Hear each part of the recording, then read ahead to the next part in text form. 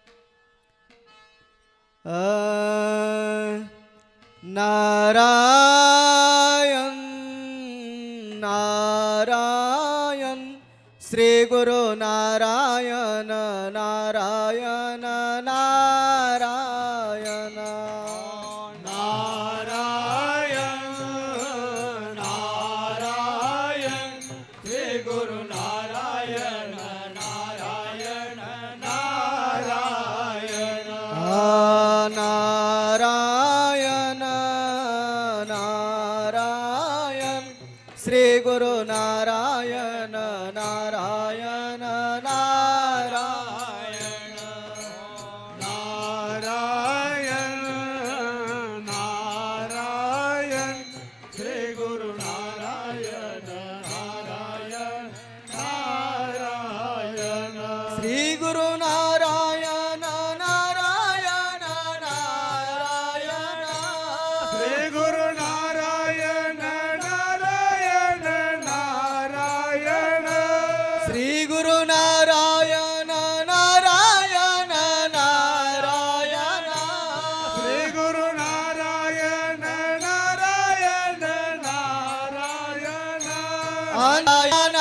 नारायण नारायण नारायण अण्णा नारायण नारायण नारायण नारायण नारायण श्री गुरु नारायण नारायण नारायण नारायण नारायण श्री गुरु नारायण नारायण नारायण नारायण श्री गुरु नारायण नारायण नारायण नारायण नारायण श्री गुरु नारायण नारायण नारायण श्री गुरु नारायण नारायण नारायण श्री गुरु नारायण नारायण नारायण श्री गुरु नारायण नारायण नारायण श्री गुरु नारायण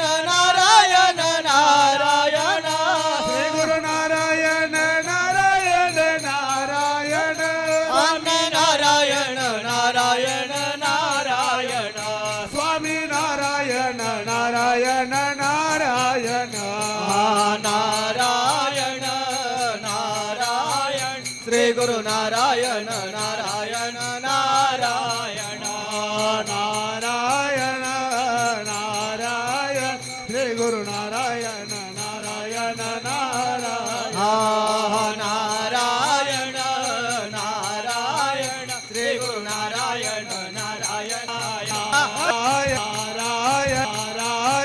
नारायण श्री गुरु नारायण नारायण नारायण श्री गुरु नारायण नारायण नारायण गुरु नारायण नारायण नारायण श्री गुरु नारायण नारायण नारायण श्री गुरु नारायण नारायण नारायण अण्णा नारायण नारायण नारायण स्वामी नारायण नारायण नारायण नारायण नारायण श्री गुरु नारायण नारायण नारायण नारायण नारायण श्री गुरु नारायण नारायण नारायण नारायण नारायण श्री गुरु नारायण नारायण नारायण नारायण नारायण श्री गुरु नारायण नारायण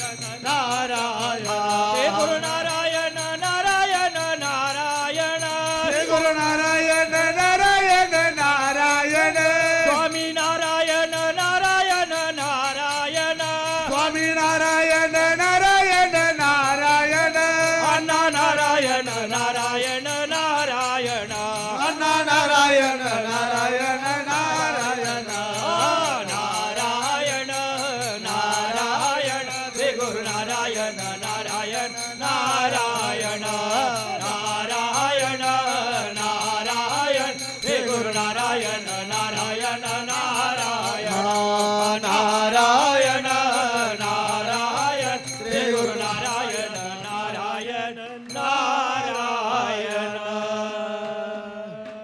अच्छा, आता पावसाचं काय करायचं?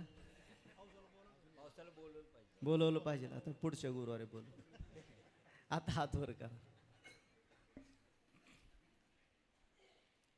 गुरुदेव दत्त, गुरुदेव दत्त, गुरुदेव दत्त. विश्व चैतन्य सद्गुरु नारायण महाराज की विश्व चैतन्य सद्गुरु नारायण महाराज की श्री टेंबे स्वामी महाराज की सर्वांना मनापासून दत्त महाराजांच्या वतीने अण्णांच्या वतीने आशीर्वाद. सर्वांनी मनापासून नामस्मरण करा, भक्ती करा आणि या जन्माला सार्थकी करून घ्या. आणि उद्याच्या पौर्णिमेचे सुद्धा सर्वांनी आपापल्या पद्धतीने नियोजन करायचे. जास्तीत जास्त नवीन भाविक नारायणपूरला आणून त्यांच्या जीवनाचं कशा पद्धतीने कल्याण करून घेता येईल यासाठी आपण फक्त मार्ग दाखवायचा आहे. मार्ग दाखवणारे समोर आहेत, आपण फक्त तिथपर्यंत आणायचं काम करायचं आहे. दत्त महाराज, अण्णा महाराज त्यांच्या बाकीच्या सगळ्या गोष्टी त्यांना काय पाहिजे काय नको ते देतील. शेवटी श्रद्धेचा, विश्वासाचा आणि भावाचा विषय आहे. ज्याचा जसा भाव असेल तसा त्याला परमेश्वर भेटणार आहे, तसं परमेश्वराला देणार आहे. आपलं आपलं कर्म करत राहा. आणि आता आरती होईल. आरतीनंतर सर्वांनी महाप्रसाद आणि भस्मदर्शनाचा सर्वांनी लाभ घ्यायचा आहे.